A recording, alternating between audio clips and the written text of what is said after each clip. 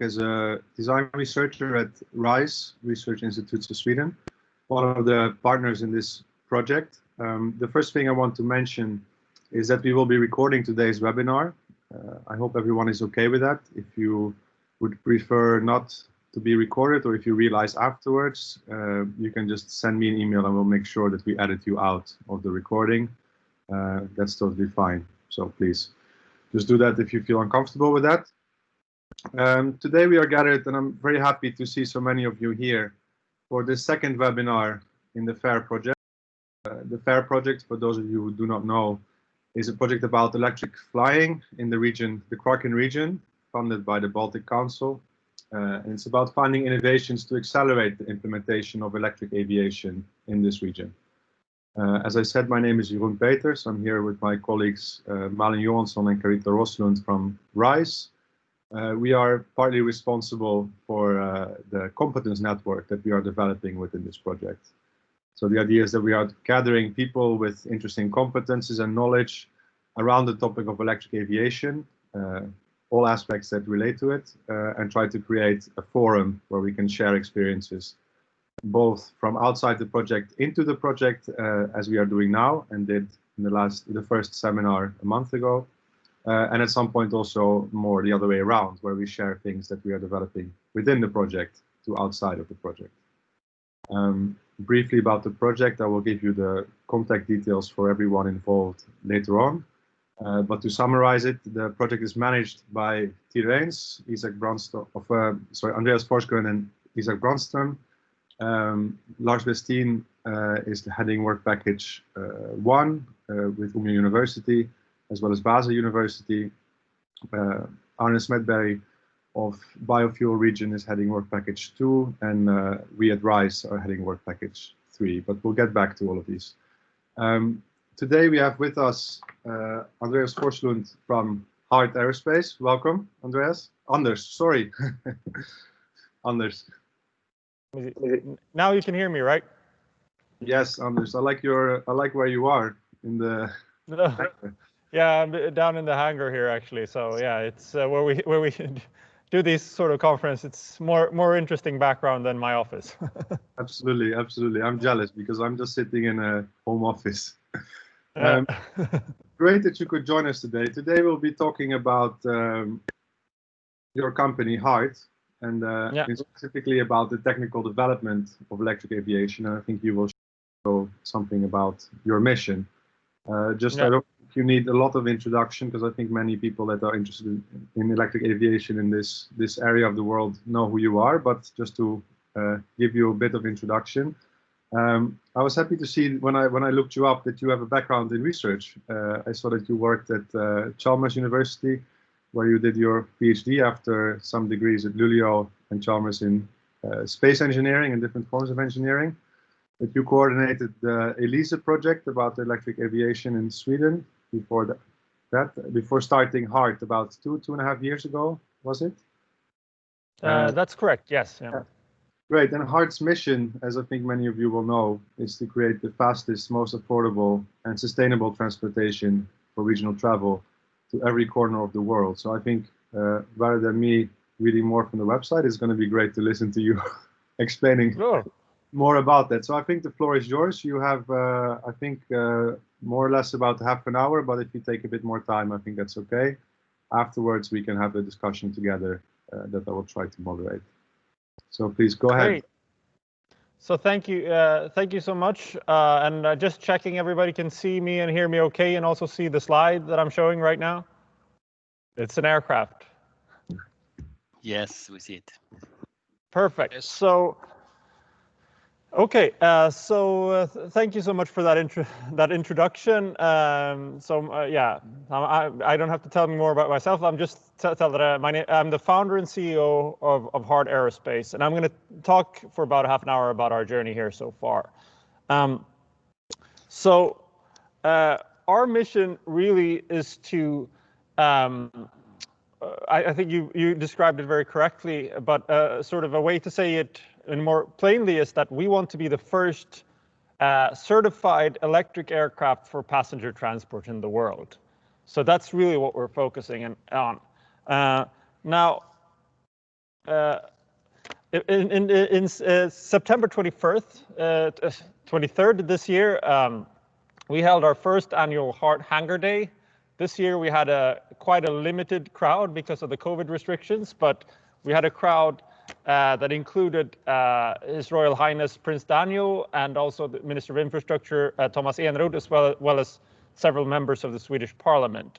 And on this event, we introduced our electric drivetrain for our ES-19 aircraft. So I'm going to spend the last half an hour talking a little bit about what we've been doing and our journey here. And as was mentioned before, our journey started about 2.5 years ago. In fact, in early January of 2018, our neighboring country of Norway announced to the world that they want to be the first country in the world where all short-haul flights are 100% electric by the year 2040. By that, when this happened, I was still a researcher at Chalmers University in Gothenburg, and we started about a week after this was published, submitted an application to Vinnova for the project ELISE, Electric Aviation in Sweden, to see what we could do in Sweden to have a similar policy around electric aviation as the Norwegians had. And this was part of something called UDI, Challenge-Driven Innovation in Vinnova, where you specifically look at how you could address some of the global goals of the Paris Agreement for Sustainable Development. And we were looking specifically how electric aviation can contribute to 3 things. Better industry, innovation, and infrastructure, with the focus here on infrastructure. More sustainable cities and communities, and also something that could combat climate change. And I think this gives, starting from this background and really doing before we even had a company doing a research project, allowed us to, I think, garner a bit of a unique insight into really the important question of not just starting to build a plane, but understanding what the problem is that we're trying to solve. So why do we need electric airplane? I think this is something that we started understanding more and more as it progressed, and I'm still, I think, learning more about this every day, but we still have identified what I think is a very, very clear niche for the electric aircraft. Now, regional air travel has many challenges, but there's mainly 3 challenges that we've identified, and the first one of them is profitability. Now, this is nothing new, but operating a regional airline with the unit economics of the conventional fossil fuel aircraft is challenging and difficult. We've seen it in Sweden, where companies like NextJet filed for bankruptcy, and this was in 2019. So I think we've now with the COVID pandemic, we've seen even harder times for the airlines. But and why should we care if a regional airline goes bankrupt? Well, it really affects the connectivity of our countries. In Sweden, we have this is actually from Umeå Airport. We have an infrastructure of airports that are they're well built out, but they are not being used in the way that they could be. They're being underused. And when flights are going out of an airport like Umeå, it almost always goes to Stockholm. So you have the opposite problem in our capital city, where you have congestion and they have to, build out the airport and make them bigger and bigger. So the hubs are growing, whereas the regional airports are shrinking. And finally, there's climate, and I think that this is perhaps the most important one. This is, I think, a good illustration of the accelerating climate crisis. This is a NASA satellite that tracks the CO2 emissions in the atmosphere, and you can actually see in real time that this is getting worse and worse. And we're also seeing it in things like, forest fires, floods, etc., record temperatures. And aviation plays a part in this. It's about 3% if you don't count all the non-CO2 effects. And it's something that's growing exponentially. And this year we've had a bit of a dip because of the pandemic, but even so, it's projected to take on the same 5% year-over-year growth as more people in more places of the world are starting to fly a lot more. So in Sweden, aviation has sometimes become a symbol of the climate crisis. We've invented the word flygskam, flight shaming, which has been a movement taking over Sweden. And I think it's more than anything else, it's been embodied by Greta, who really started a movement from her strike outside the Swedish parliament into becoming the person of the year in Time magazine last year. And Greta tweets things like this. This was when she tweeted that last month domestic flights was down 11% in Sweden compared to last year. In Germany, it was down 12%. So actually, this movement is showing that it has it affects the bottom line for airlines. If air travel was reduced by 11%, like it was in Sweden in 2019, it has an effect on the already struggling regional carriers. So what we're seeing here is that we're in a vicious circle where profitability and connectivity is becoming worse and exacerbated by the climate crisis, where people are shying away from air travel. So this seems like a really difficult problem to crack. And we're seeing, even in the wake of COVID pandemic, that countries are taking more draconian measures against air travel. So in France, they voted to permanently ban many short-haul flights. If there's a train ride that's more than 2.5 hours, or less than 2.5 hours, then you're not allowed to fly. In Austria, they put a heavy tax on short-haul air travel and essentially grounded their entire fleet of turboprop aircraft that run domestic routes. So that's why this thing that Norway was doing really stands out. Now, what I did in the summer of 2018 was that I got to fly my first electric aircraft. And this was the Pipistrel Alpha Electro, now certified as the Pipistrel Veles Electro. It's a 2-seater aircraft built by a Slovenian company that's fully driven by batteries. I got to do my first flight over Gothenburg that summer, and it's an impressive aircraft that can stay airborne for about 1 hour and cover distances of about 150 kilometers with room for reserves. So it's certified for 150 kilometers. So we thought like this was almost an eye-opener for me, because I thought, like, this is not research anymore. This is something that's here. And if we want to create an industry, it's about industrializing this technology that's already been validated and proven. So we started thinking, could this be the solution to all of these problems? Could this be in the sort of middle of the Venn diagram where we could solve all of these 3 things at once? So we imagined, from a connectivity point of view, an aircraft that had low noise, an aircraft that had short runway operation, and that could be accessible from small airports.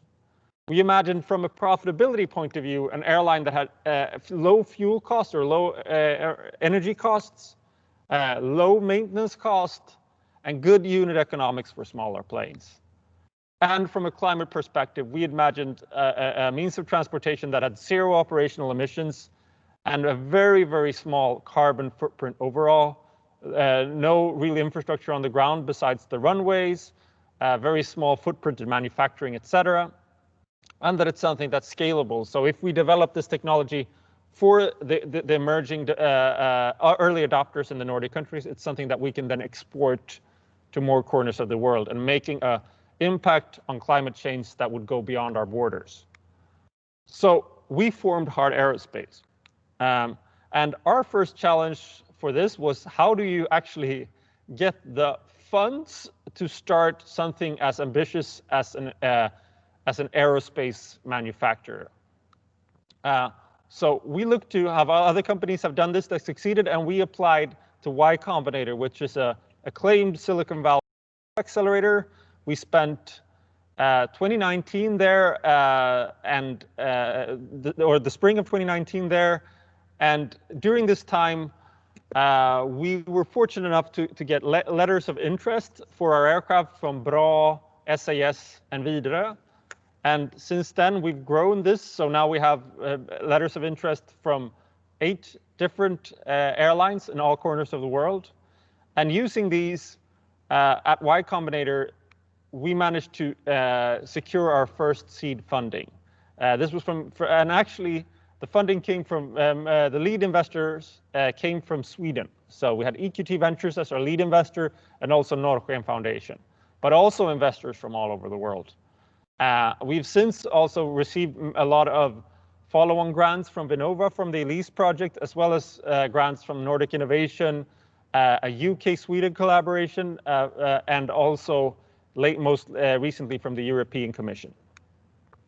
We've built a team with experience from over 70 different aircraft projects, and we've developed this aircraft, which is called the Heart ES-19.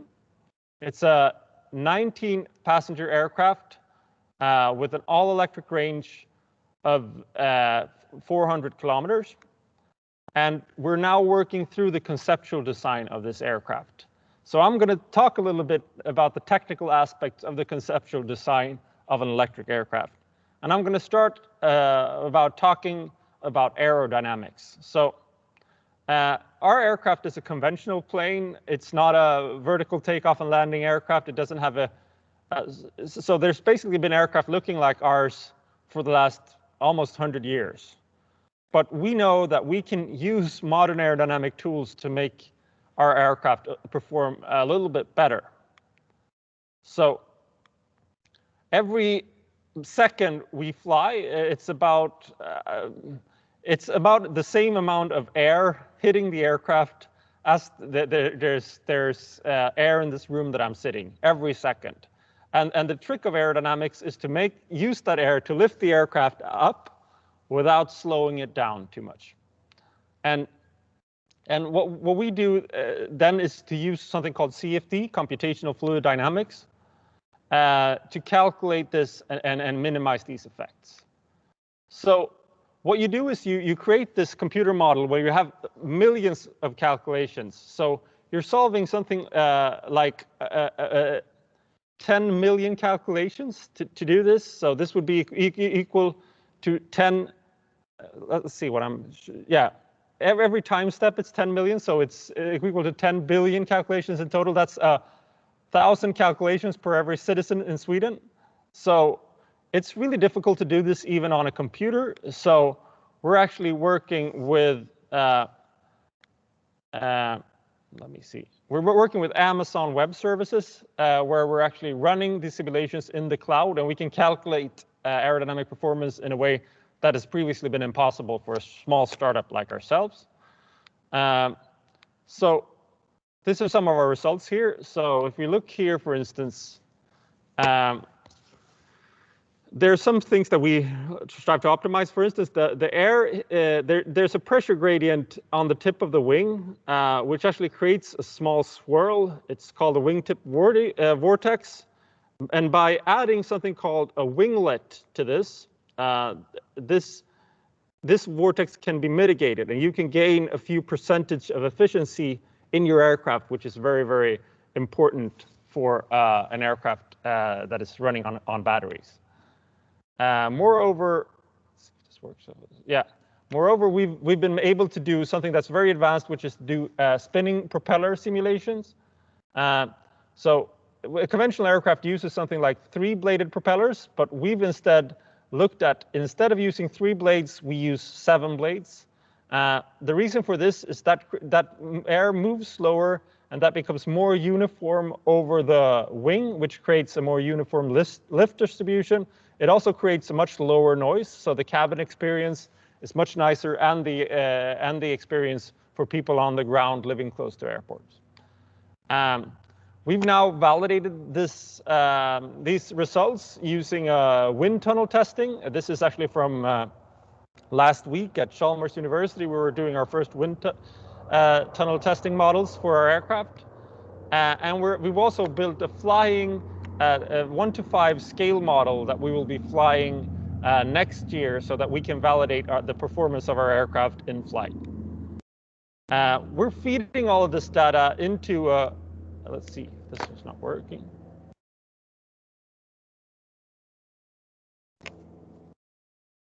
Oh yeah, okay. We're feeding it into into a very advanced simulation model where we can use this data to actually create a very realistic simulator of our aircraft behavior, which we then can put in the hands of pilots so that they can try to fly our aircraft and give us feedback on its handling and performance.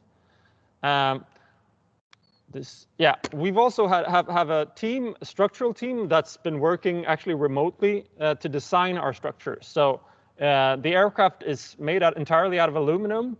And what's unique about this aircraft is about 39% of the aircraft weight is made up of the batteries, the battery packs. So this is similar to what you find, fuel mass fraction that you find in a transatlantic airliner. It's not something that you'd find in a regional aircraft. And the reason for this is obviously that batteries don't carry as much energy as jet fuel. And I will talk a little bit about that now.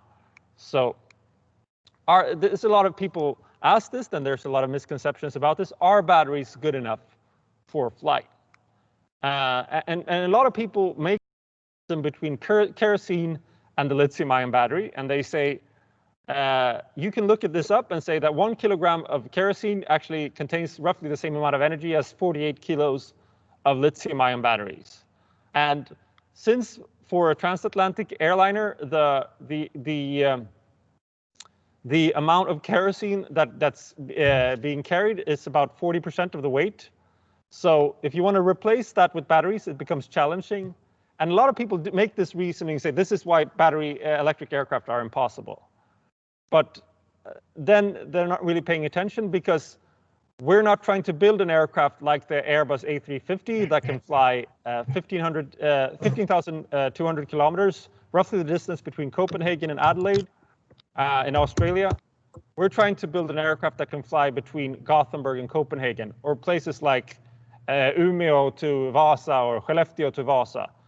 Routes that are under 400 kilometers, like this 229 kilometer route between Gothenburg and Copenhagen, which is only 1/70th of the distance. So basically, if you make the same fuel mass fraction as for a much larger aircraft and you make that into a regional aircraft, then you can make this happen, even with the reduced energy density of batteries. And in fact, short-haul travel makes up about 85% of global departures and 43% of missions. I think now the flights under 400 kilometers is about 6%.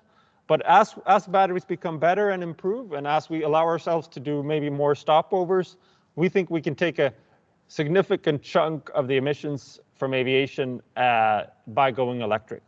We're not going to be flying across the Atlantic anytime soon, but we can make a big difference for these emissions, nonetheless. Now, what we started working mostly about has been our power plants. So today, or actually this year, marks the 200th anniversary of the discovery of electromagnetism, where Danish scientist Ørsted held a conductive wire, and he switched on that wire and he held it next to the magnet, and he watched that magnet move. This was basically the experiment that they did 200 years ago. They switched on a current and ran this through a coil, and then a magnet moved. And this is the basic principle that became the governing principle of all electric motors. Basically, you have three parts of it. You have the magnet, the current, and the switch. And you basically switch on different wirings in a motor. And by doing this quickly, you can get the magnet to move and you get the motor to rotate. Now, with the advent of semiconductor electronics, say in the 1970s onward, this switching can be done electronically. And you can create very highly efficient motors. And this is something we've done. We've designed electronic motor controller with best-in-class performance that can run up to 400 kilowatts of power. And this is a little bit about how it's done. We've also designed a battery monitoring system and a battery pack. And this is the picture of the battery pack. And with these techniques, we've also built a simulator based on the aerodynamic simulator that we talked about before, where we're essentially running the batteries in the loop with the motor controller and a simulated motor. This is how it can look. We're actually feeding the output of our batteries to a halogen light array. And this is a video of us taking off with an aircraft. This is a flight we did in New Zealand. And in doing so, we can prove that we not only can we fly these routes with the battery technology that we have today, but we can also do testing for cycle testing. So basically, we can see how many cycles can we get out of battery pack before we replace it. So this is a pretty advanced tool, I think, which we will have tremendous help for first.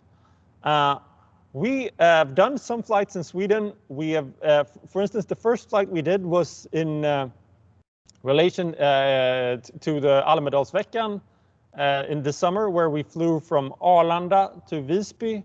And this is a video of that flight. So be aware now, this is actually, the batteries in this simulation are experiencing exactly the same thing as they would had they been actually in the plane. And in this flight, this is, I think, flying over Stockholm. This is midway through the Baltic Sea. And we're going to see now about when the battery lands very shortly. So this is, I think, is a tremendously good tool. And as you see now in the top left corner, we had about 50% of the battery left when we touched down.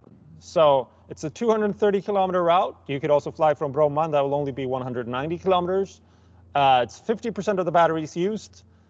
We know that we've even tested flying a slower pace, and we can get down to 40%. And the max battery temperatures are very low. The motor model is 99.5% fidelity, and we also validated the aerodynamic and structural model. So this is really an important tool, and I think this is a fairly simple thing to do, but it really proves that this is something that is achievable with the technology that we have today. So one of the exciting parts about motors, and one thing that stood out when I flew the Pipistrel two-seater aircraft, was the reduction of simplicity compared to a traditional piston engine. So this is how the electric motor looks compared to the piston engine. Now, the problem is that we're trying to build a 19-seater aircraft, and these fly on turboprop jet engines. So essentially, these are even more complicated and even more expensive. But we wanted to see if we could build an electric motor that could be the same size and power to replace these types of engines. We formed a consortium together with a few collaborators in Europe, and we decided to design this motor last year. This was done in the middle of the pandemic, so this is actually from the motor being assembled in June in Italy. And here's the final product. Here it is with the nacelle. With the spinner and the 7-bladed propeller. And in this, we've created a highly efficient powertrain, which we actually believe has the best performance that any electric powertrain in the world. We've designed the motor controller ourselves, as we mentioned. The motor frame we've designed ourselves, but the inside of the motor is a core developed by an Italian manufacturer. We worked with the German manufacturer on the propeller. And on this, we've built a battery pack that's also housed in the nacelles, which has a very low packing overhead. So we're very proud of this. And since the entire innovation of our aircraft is housed in the nacelle, we realized we could start testing this very early. So what we did, if you look at our plane, essentially it's a common standard aluminum airframe, and everything that's important of it is in the nacelles. So we decided to put that on a rig and design something that looks like this. And with this, we could start testing our powertrain already. Here's a video of that, actually.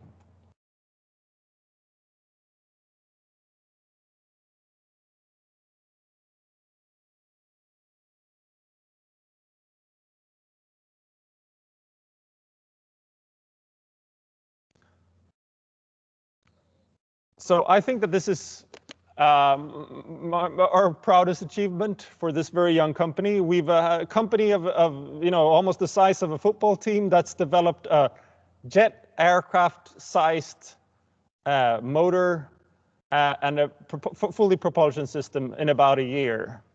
And now comes a long way ahead of us of certifying this propulsion system. But I think it really goes to show just how revolutionary electric propulsion will be.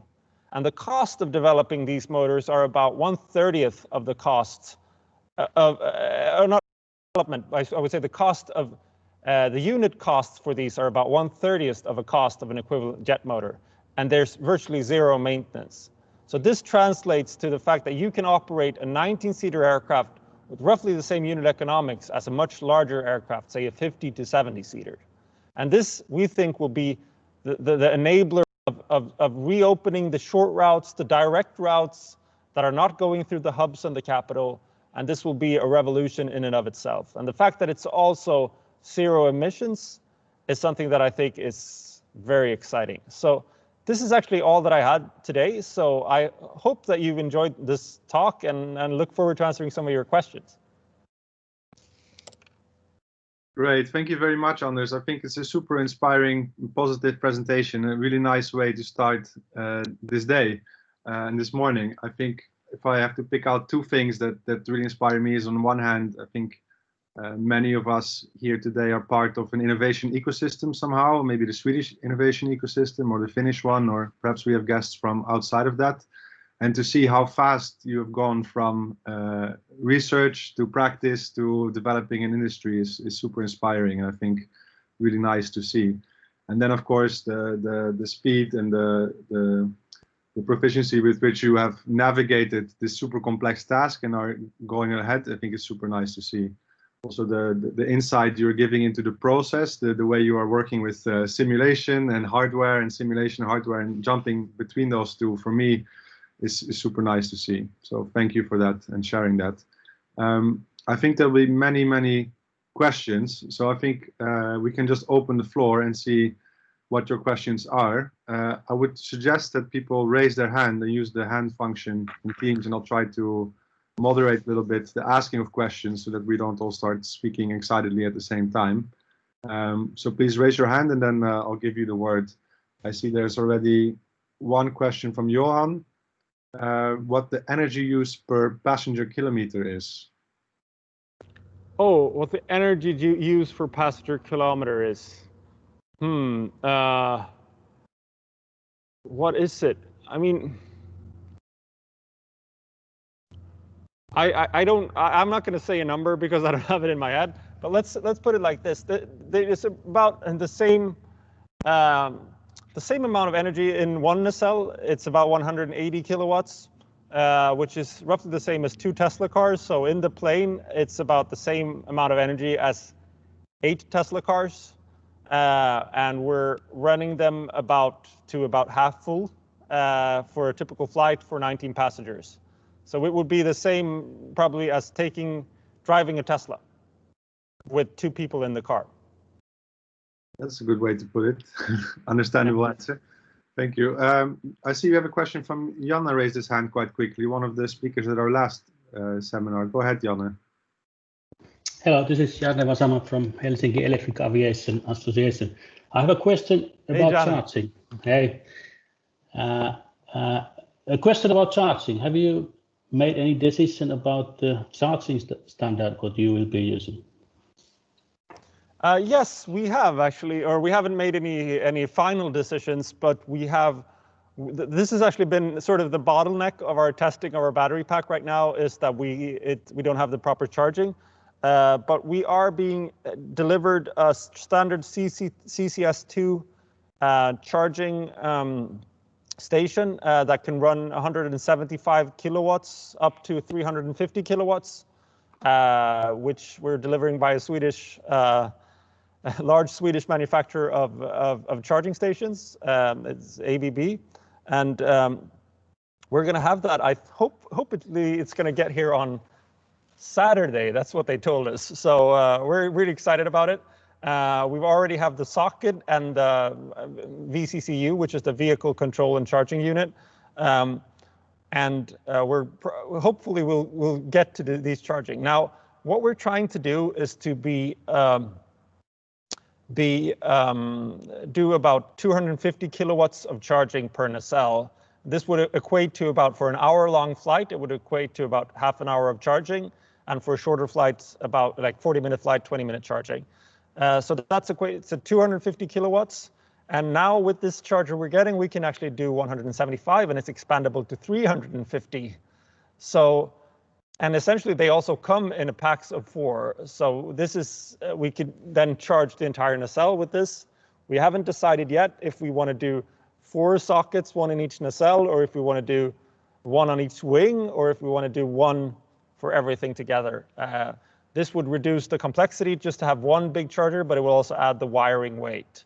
So these are some of the issues that we're struggling with. But the great news is that, I mean, charging is not an issue. We don't think that it's the technology is there already today to charge it and have the turnaround times that you need for operating these aircraft. We've seen that, the pathway for truck charging, I mean, it's going up to several megawatts in the near future. So perhaps we can even charge faster. So I think ultimately the limiting factors will be how fast do we want to charge our batteries to minimize wear on them, and we don't want to charge it faster than when we can remove people from the cabin and clean it up and get people back in again. Thank you. Great. Let me have a look at the rate. And I see Isaac, you have a question as well. Yes, thank you, Jeroen, and thank you, Anders, for a really interesting presentation. I was wondering if you could talk a little bit about the certification process. You mentioned that you are in this process, and I expect that you have a dialogue ongoing with the EASA. And if you could just elaborate on that a little bit. Thank you. Yeah, so this is what I think is our main, as we scale, this is going to be the main focus. So our aircraft is a 19-passenger aircraft. This means that it is certified under something called CS23, which is the same as has been certified for the Pipistrel Alpha Electro. Now, it's not an identical basis because we're different levels in that category, but it's still there. Aircraft in our category have already, all electric aircraft have already been certified. And the standard time for a CS23 aircraft is to be certified in 3 years with a possible expansion to 6 years. And this is where we're heading since we started really in 2019 with our dialogues with the EASA. And it's really interesting. Some of these aspects are still maturing, but we have a good dialogue with them. We understand like how we can also certify packs, what we have to calculate for end of life for the packs, and trying to the reserve rules and etc., which is I think is more mature than I think a lot of people would expect. But it's going to be a long process and expensive, and especially the test flight campaign, which we're going to be doing starting from 2024, is obviously going to be a big part of our budget.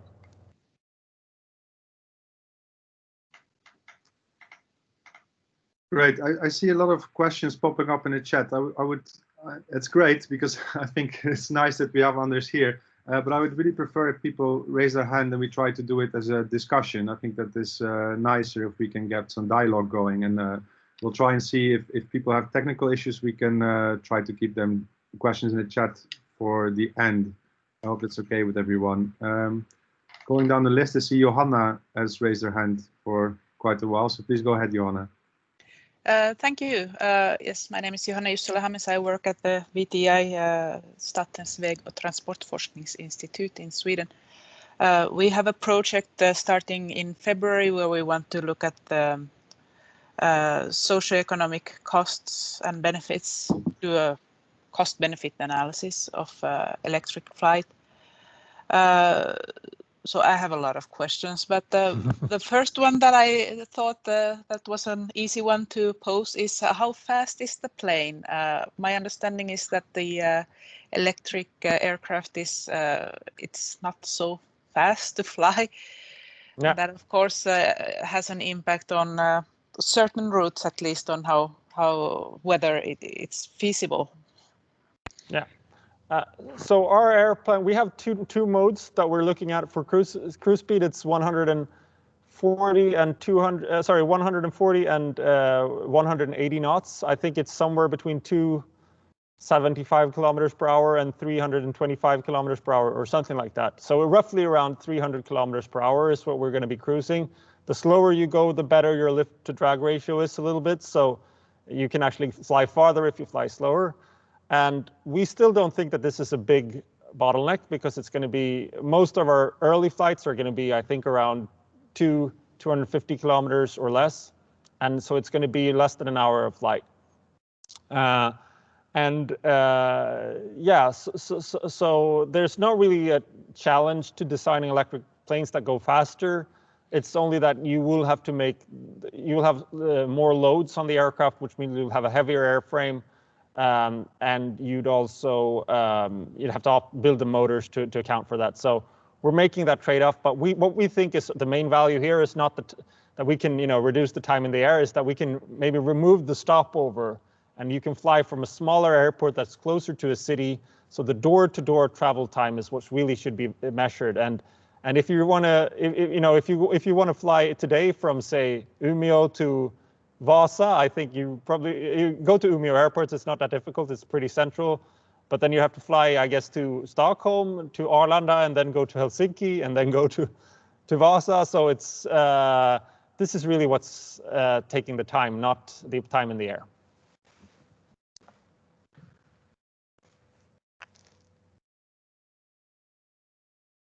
All right, I see Arne also has raised his hand. Please go ahead, Arne.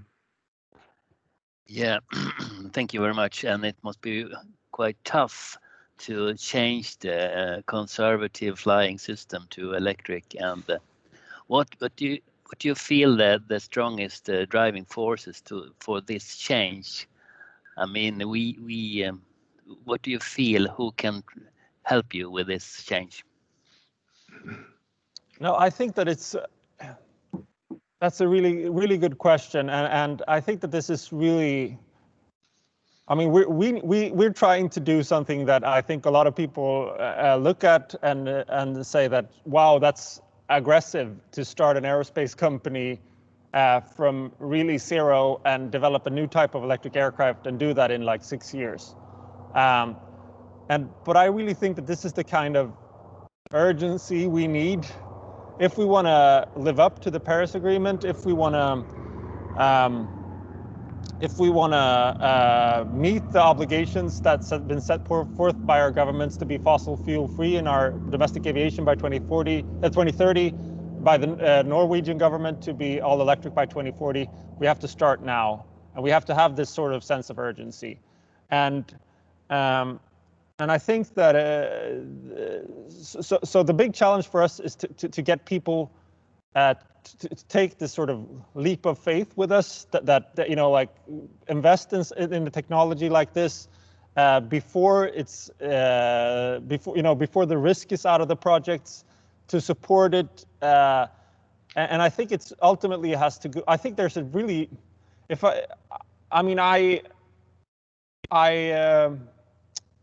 I'm super grateful to Sweden and the Nordic countries for the support that we've been getting from all corners of the, from the policymakers, from the stakeholders, from the airports. I think that people are really supportive. If there's one thing that I think we could learn to be a little bit better, if you compare it to, say, countries like the US, where we did our fundraisers, that they understand risk a little bit better. They understand that, the driving force of making a new change, that's more important to them than the fear of failing. There's a risk that hard aerospace doesn't pan out, that we will have to shut down because we didn't get the proper funding and stuff. And I think that's okay. Like, I mean, this is a risk that, it would be terrible for us. We'd have to lay off all of the people, but we need to dare to take that risk, because this is how you also get the reward. So we cannot just dip our toes in this new technology. We need to sort of dive into it. Thank you. Nicely put. Peter, I see you've raised your hand for quite a while. Please go ahead. Thank you, and thank you for a brilliant presentation. I have heard Anders for a few times now, and that's impressive every time. I have a question from an operator's point of view. I mean, now you have had a impressive list of letter of interest we saw with the airlines. And now we all know that the airlines are facing a huge challenge in the economic aspect with the pandemic and so forth. And but of course they have a huge need of lowering their operating cost. At the same time, I think the willingness to invest is quite low at the moment, and for sure will be for some years to come. But my question is, have you seen that this COVID pandemic has increased the interest from the airlines, the operators? I think this is a really good question.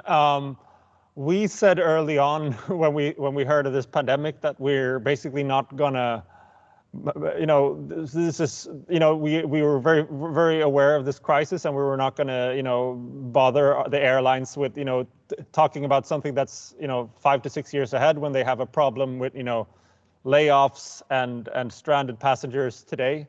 So this year we've been actually not as active as in engaging airlines as we had before, but we think in the long run, this is something that is, we're seeing a wave of nationalizations, more national investments coming in countries like Germany, Netherlands, France, even in Sweden. And when we're seeing national owners, they put more demands for their airlines to invest in green technology. So we think that in the long run, I think we're also, more importantly, maybe we've started to understand, it's almost like we're understanding the role that airlines play in our society. And we understand that they are a vital part of our infrastructure and communications, and that we need them, and that we cannot just have this hands-off policy where everybody not it's part of our sort of the common interest of our countries, and I think we've learned about that, and also that the virtue of regional air travel as a way to the importance of it. We've seen that regional air travel has been going down for many decades, and I think hopefully we'll see the end of that, and it will likely be with some sort of government's subsidies. Thank you. Great. Johan, please go ahead. Yeah, thanks, Anders. Very inspiring presentation, and congratulations really for how far you've come in this short period of time. My question is about your zero emissions operations that you stated in your presentation. Yeah. And with the electricity mix in the EU currently at 250 grams of CO2 per kilowatt hour, and in other parts of the world up to a kilo of CO2 per kilowatt hour. How do you can you explain how you are thinking about that? Yeah, what we mean is, first of all, is zero operational emissions, sort of not coming from the aircraft. If we have zero emissions in the grid, in the electricity that we use, and we know, looking at countries like Norway and Sweden, we don't think that this is a big challenge, since such a large degree of our energy mix is renewables. I don't have those numbers, but we've noticed actually getting this question a lot if we travel down to say the Netherlands or Germany, and I think that this is the same. How would I say? This is the same questions that you would be getting for electric cars, and it's something that is almost like I really hope that we can solve this problem with electricity generation. This is something that just has to be solved, and I guess it's a separate problem that we can remove from what we're doing. And I think that in any case, if we want to be where we want to be in 2030, 2050, all electricity is green. So we're working towards that reality. Okay. Yeah. Maybe not as detailed as you wanted, but I think. Well, I generally feel that also for electric cars, of course, everyone is using the statement zero emission a little bit too early. It's not really true, not quite yet. But I think that if you look at the energy mix in a country like Norway or Sweden, then it's a high degree of renewables. Yeah, but these are exceptions, really, in the world. Yeah. Yeah. Well, thank you, and good luck. Yeah. Thank you. Great. I think we can go to Risto. I think you put a question in the chat quite early on, so I'll give you the word now so you can ask it in person. Please go ahead. Thank you very much. Hi, I'm from Finland, aeronautical engineer and a pilot. I'm interested in the technical aspects. Sorry, I just put on the coffee percolator, so it's making a lot of noise. Yeah, just about the pressurization. Is that airplane going to be pressurized? Yes, it's a lightly pressurized fuselage. It goes to about 3.7 psi. It's so that we can fly over some weather and have a little bit more cabin comfort, but it's not going to be the pressurized. It's really not equivalent to anything that you have in a jet aircraft. So it's a very low pressurization. And you do that with a compressor, I guess. Yeah. The electric motors are driving a compressor to do it. Yeah, I mean, we haven't set it up yet, but we're talking to, I think, a few of the suppliers for this. But yes, it's going to be electric and a compressor. So with that same pneumatic system, are you also operating the de-ice boots? No. We are looking at a few different solutions for this, but one thing that we are, I think our top contender right now is something called electroexpulsive de-icing, which is basically it's actuator that is giving a very high frequency, like tapping on the leading edges of the wing, which breaks off ice without heating it. It's something that's been used, I think, on the empennage of the Honda jet, where we have a lot of our parts of our team work there, a lot of drones, and it's been certified for CS23. It's really exciting because it's like, for the entire plane, it's something like 300 watts for the wing de-icing, which is really nothing. It's like a few light bulbs. So if we can get that to work, it's also very good.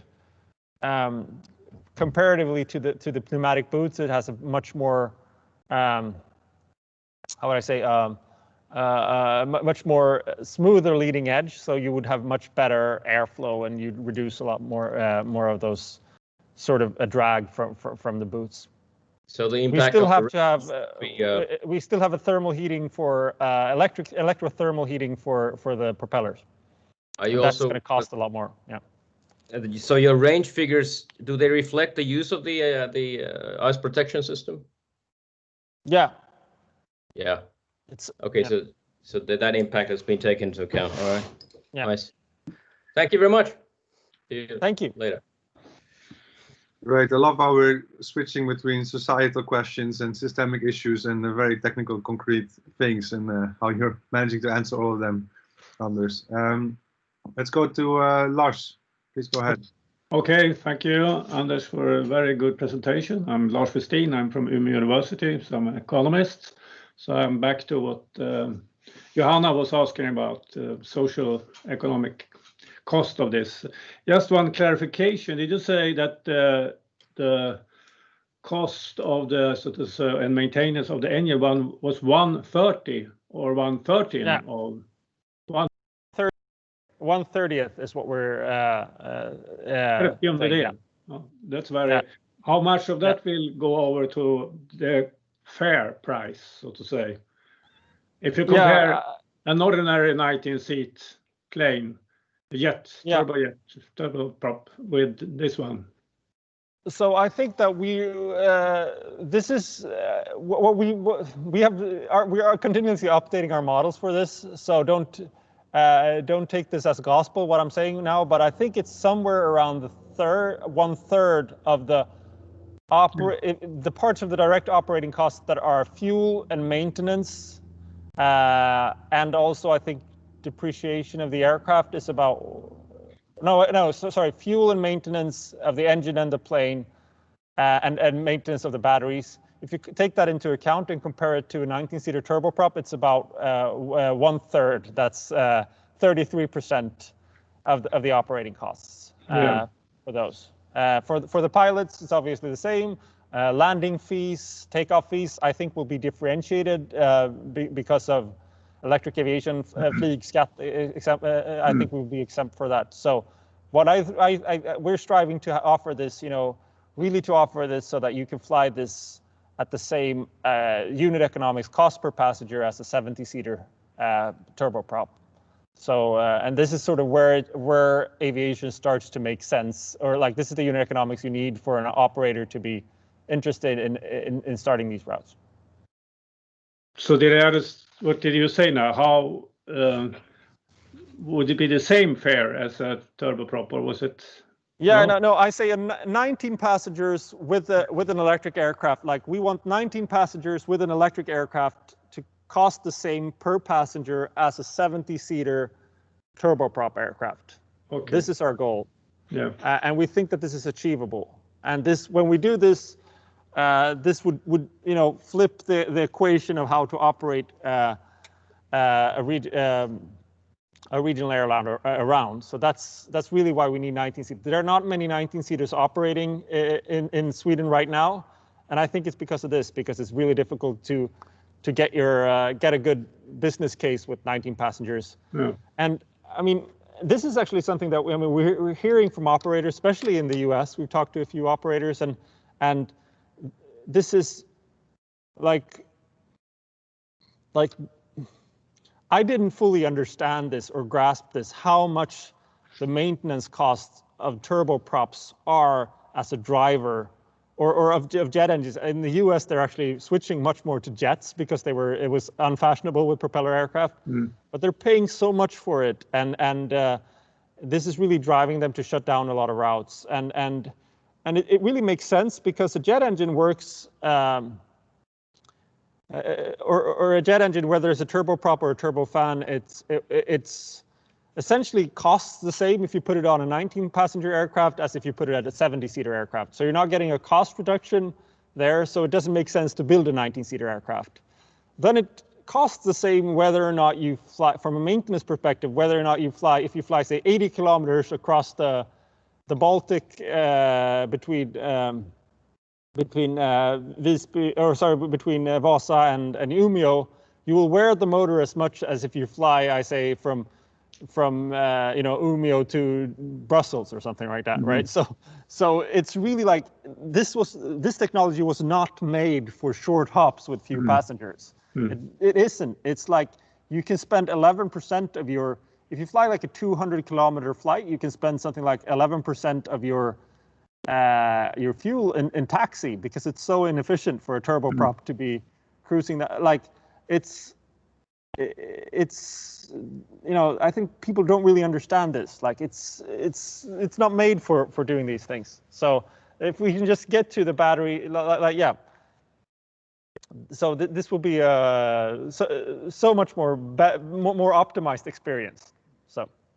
Okay, can I add? I think the turboprops they have in this region are often 8 seats. Yeah.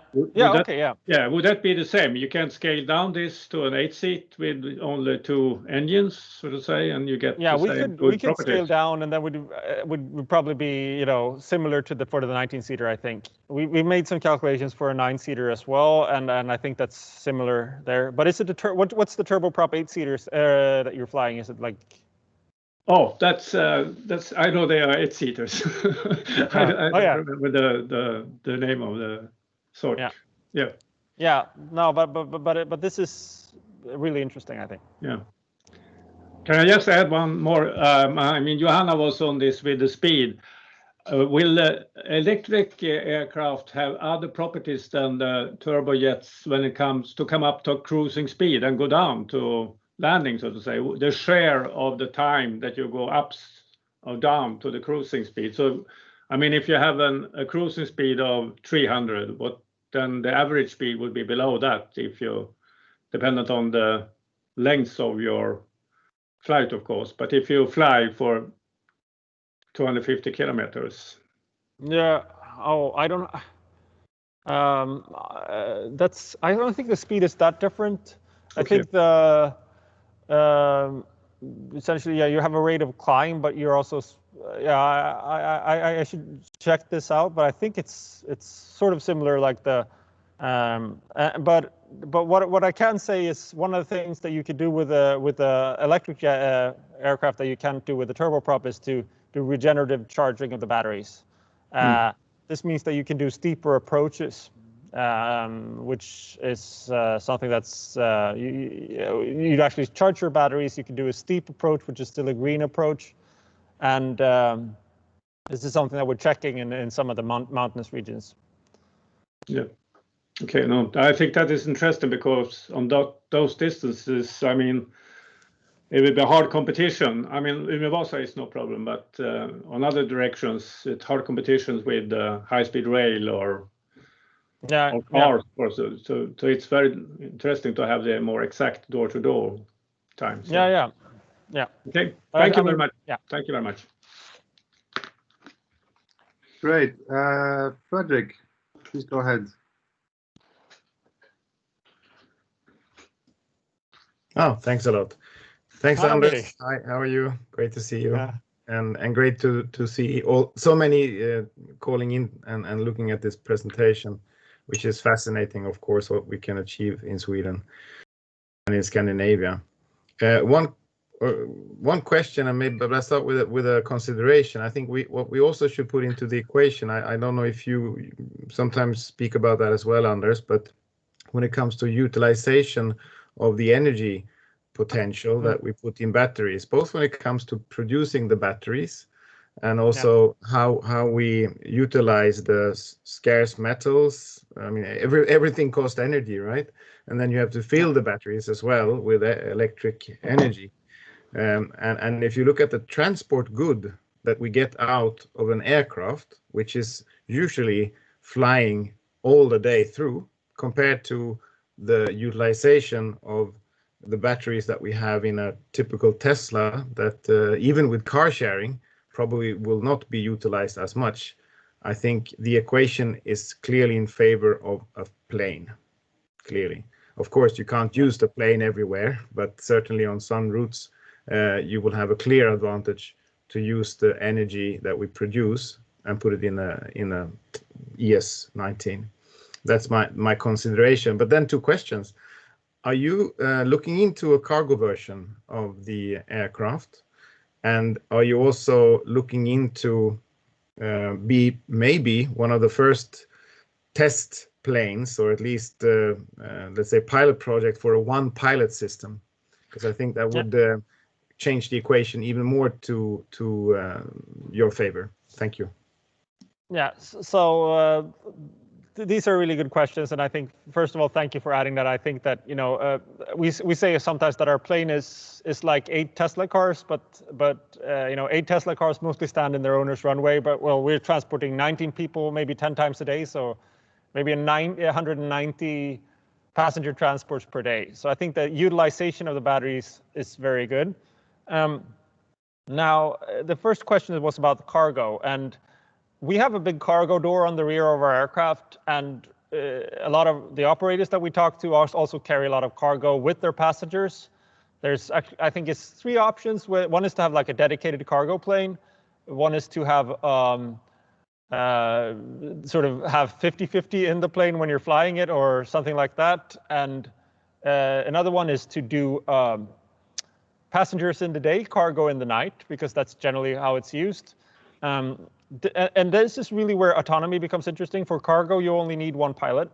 And we are designing our aircraft for single pilot operation. So there's, for instance, we're using like what's it called, a FADEC, or the motor pitch actuation is controlled automatically, so that it reduces the workload of the pilot. We're putting there's systems like auto land features that's been introduced with if a pilot becomes incapacitated. We want to have remote connectivity. So I really think that our autonomy is definitely the future of aviation, and we're future-proofing our aircraft so that it could fly single pilot with passengers. I would love to see it fly autonomously with cargo. This would be really interesting, but this is, unlike other projects, this is not something that we're we are. This is not a deal breaker for us if it doesn't pan out. So it's a big sort of upside if we can get it to work, and if it delays for some reason, then we can still use the aircraft in the sort of traditional way. Thanks a lot. I think that's an important point. So actually, if we look at the evolution of automation, but also digitalization, there are quite a few upsides that is waiting for us there that we can probably utilize and proliferate from. So thanks a lot, Anders. Yeah, and I can just say one thing which I think is important is it's much simpler to automate a plane, aircraft, than to automate a car. Because essentially everything in the air is an obstacle, and so if it's not just blue sky, you shouldn't fly that direction. And autopilots have been around in aircraft since the 30s. So I especially for cargo transport, I think it's more of a regulatory thing than actual having some sort of big technological leap to make it happen.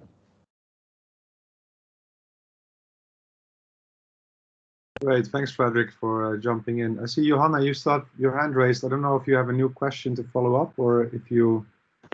No, sorry, I forgot it. Okay, then I don't see any hands, but I have a couple of questions that maybe... I see Arne, but... I have a hand up, sorry. Sorry, who was that? Stefan. Okay, Stefan, go ahead.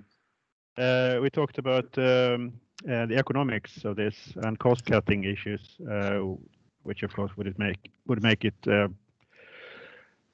konkurrensmässigt.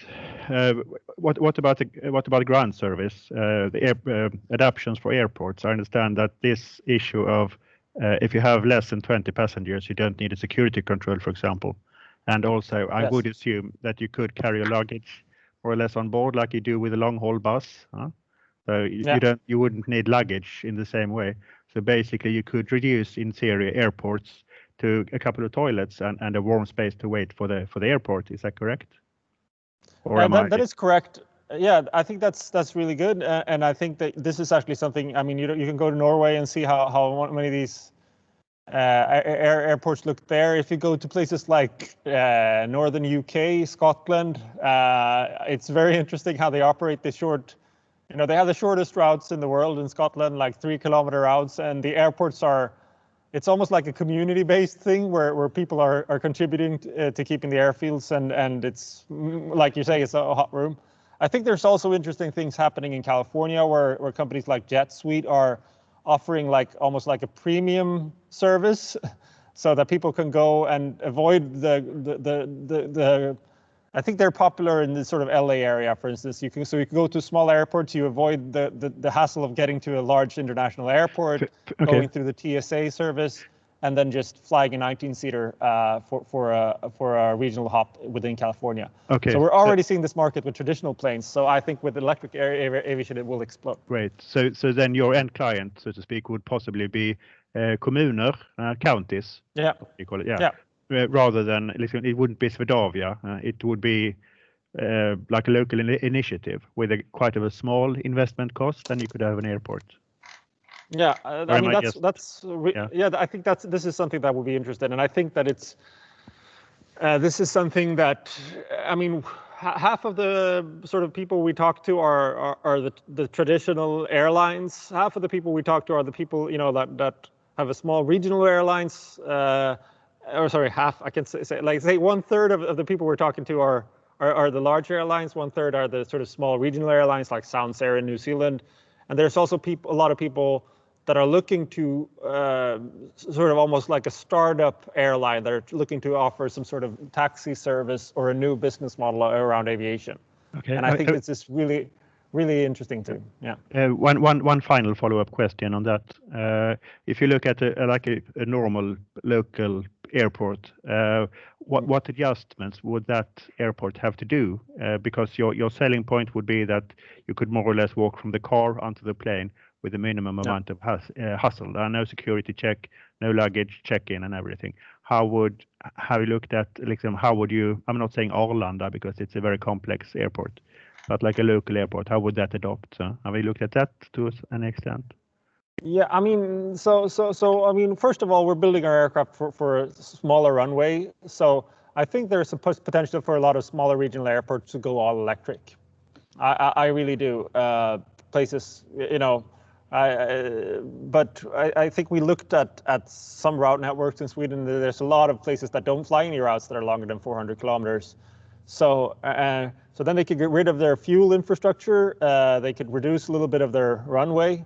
They don't have to maintain all of that runway, and then they have to put up what I imagine being like a container for charging with a megawatt plug that goes into the grid and for like per airplane. So I think that this is doable. Like we've talked to Swedavia and some of the regional airports, and it doesn't seem like airports are generally very well connected to the grid.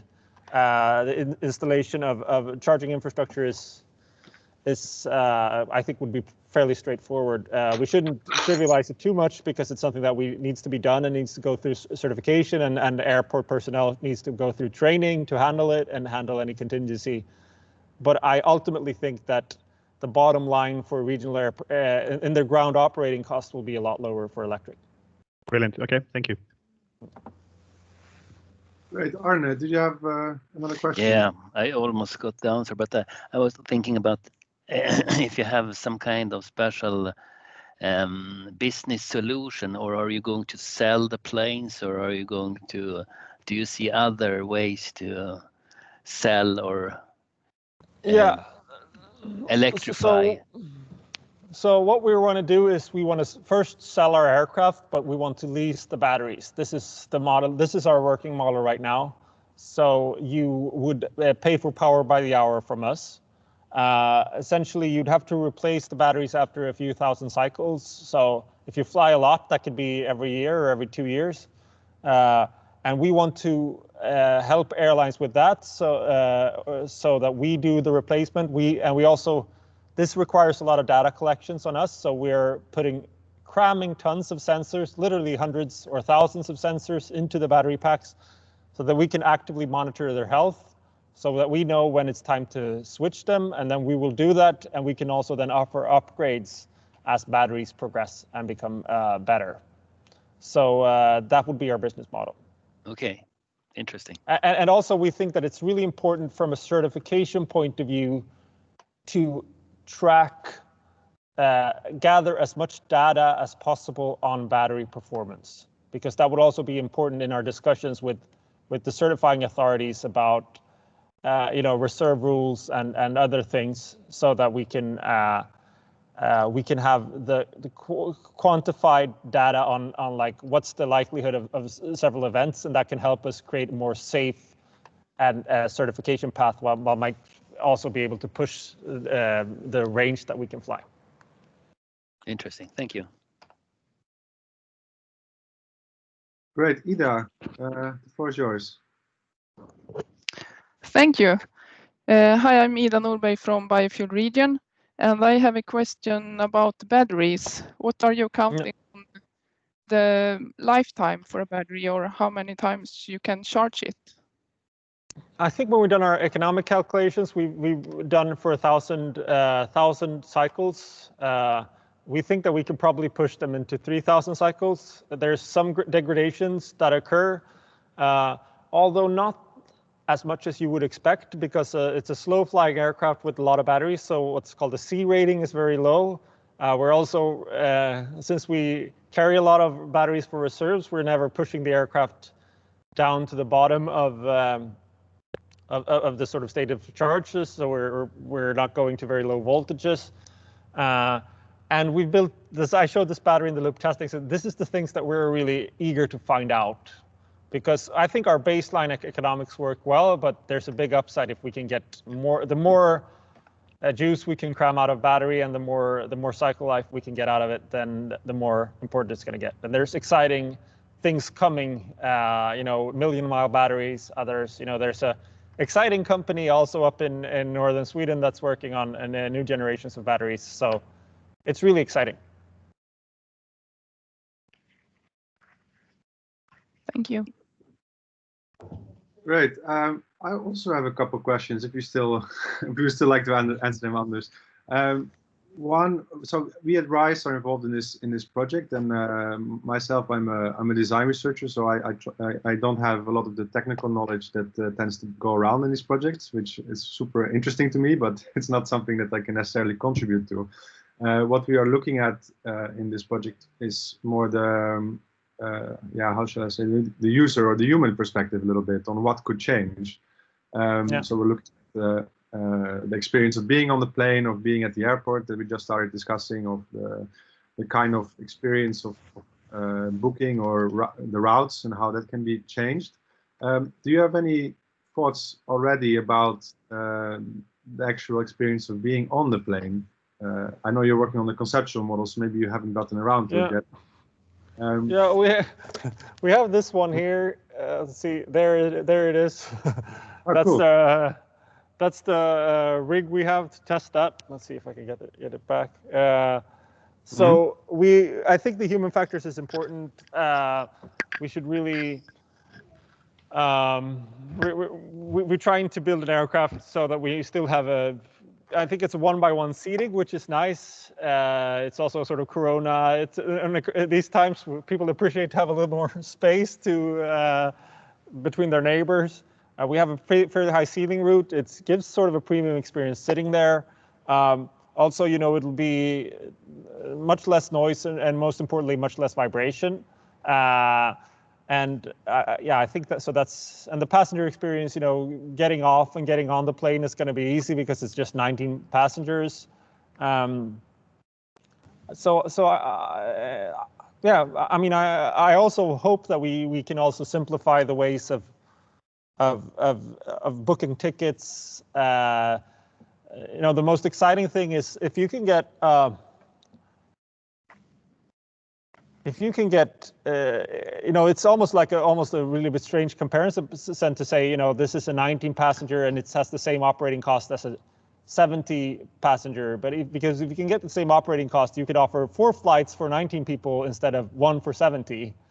And that means that all those people that are in those 4 planes can better match their schedules. For one of the reasons why people don't take too much domestic flights is if there's only 1 flight per day, and they have to get to the airport, and then maybe it takes them 4 hours or 5 hours to drive 400 kilometers, and even if it takes 1 hour to fly, they're not going to do it if they have to wait 1 hour in the airport in each direction, and then going out to the airport, so I think it's really this becomes really important.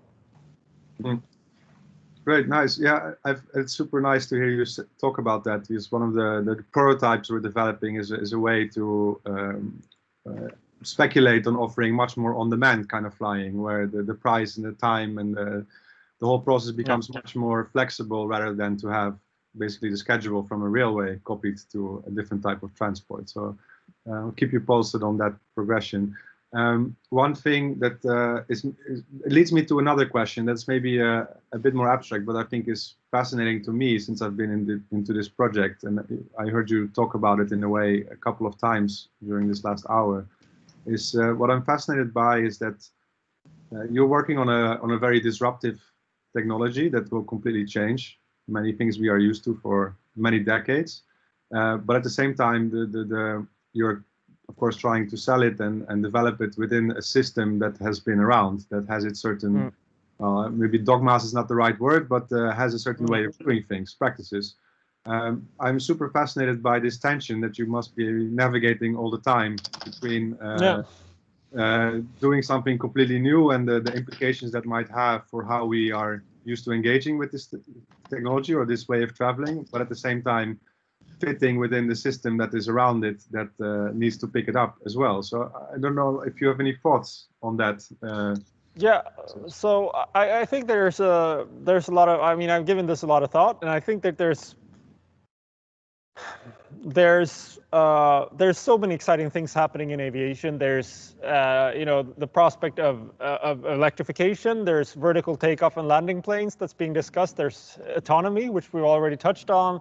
There's new types of air traffic management, and there's a lot of people, a lot of companies that are in this space, startups, they go, excited about all this and want to combine them into one thing, right? An autonomous vertical takeoff and landing, city flying electric plane. And then you have 4 revolutionary things, but very difficult things doing at once. And I don't really believe that that's the optimal way of doing it. I think you should try to divide it into pieces that that's digestible in steps. And I think that you can see, like we have revolutionary things happening in space travel where, you have 3 rockets landing in synchronous being returned from space. But, SpaceX as a company started with a Falcon 1 rocket, which was essentially the simplest, smallest type of rocket that you could build as a small company and make it work. And then they've done continuous improvement on that, and now they're in a place where they're building a Mars colonial vehicle, right? So I think that this is hard tech innovation should come in steps. All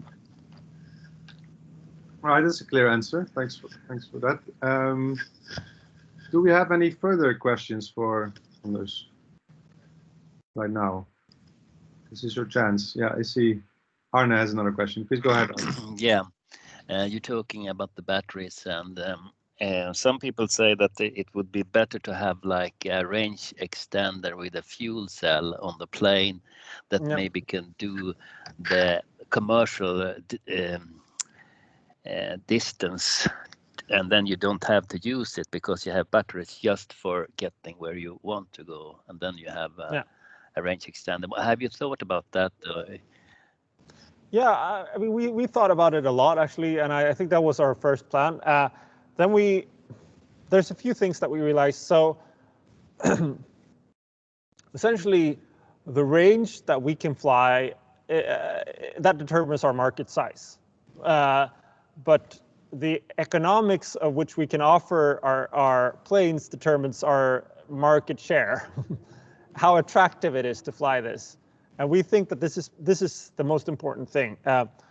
If you add, say, a reserve system with a fuel cell or with a turbine or something like that, then that requires maintenance. That requires an infrastructure for charging it. Say if it's some sort of sustainable biofuel, or if it's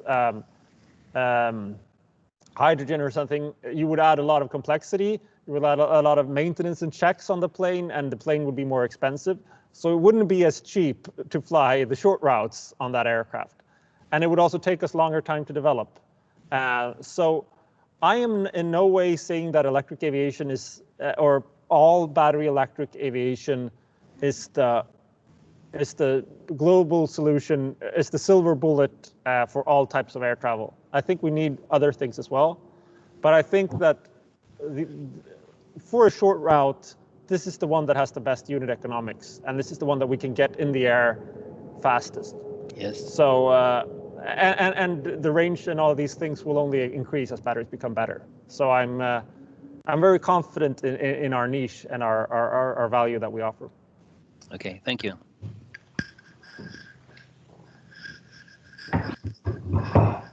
Very good. Do we have a final question from someone?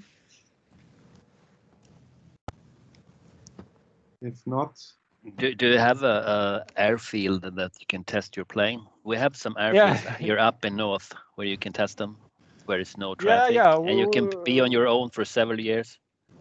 Yeah, that would be nice. Yeah, I think there's projects happening. There's the Green Flyway in Östersund, for instance, and there's a lot of things happening. We are also on an airfield here in Säve, which doesn't have any commercial traffic. So this is where we do our early testing. But it's definitely interesting to do winter testing somewhere in the north. Yeah, you're welcome. Peter, did you turn on your camera to ask a question? No, not really. Oh, okay. I am just trying to make sure everybody is heard. Yeah. I wanted to say hi and thanks for the initiative. It's been really interesting to listen to. Anders. Peter. Yeah. Hey, Peter. It's nice to see you again. Let's talk again soon. It's been too long. Yeah. Yeah, you should come down here and check it out as well. come up. Yeah. Yeah, come up. That's true. Yeah. Now you should really come here soon. Yeah. Great. Then I'm going to give the final question to Isaac before we close today's session. Isaac, go ahead.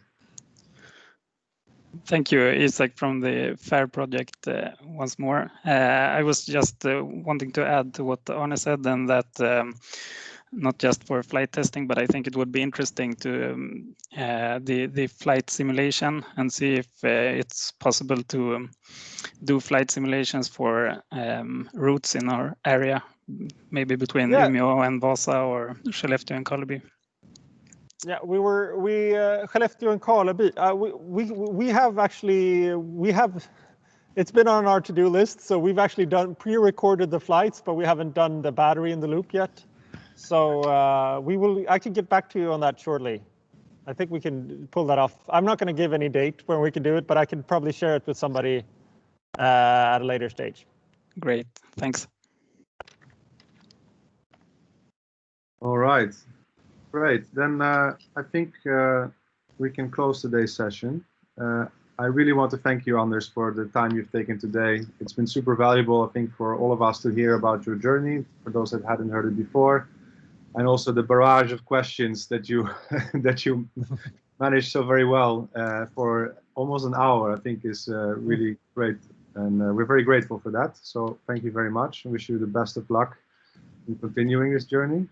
I'll just summarize a little bit what this FAIR project, in which the context in which we've done this, what it is about. So I think if you can see my screen, just to reiterate, this FAIR project, here's the people that are working on it. So if you have any thoughts, comments, remarks, competences you would like to share, skills, expertise, any of that, we are open for that. I just want to emphasize that. In this project, we're exploring very much what this electric aviation could mean for this region, and we're open to all connections that can be made that can help us understand that better.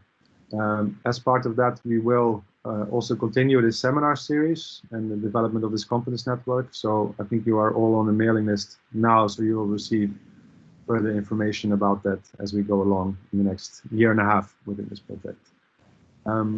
With that, I want to close today's session so that everybody has at least a couple more minutes before their next meeting, possibly at 10. Thanks again, Anders, and thank you everyone for attending. Hope to see you at the next FAIR seminar. Have a good day. Thank you very much, Anders. Thank you for listening, and Merry Christmas, everybody. Merry Christmas. Bye-bye. Bye-bye. Bye-bye. Bye. Thank you, Anders. Bye from Finland. Thanks a lot.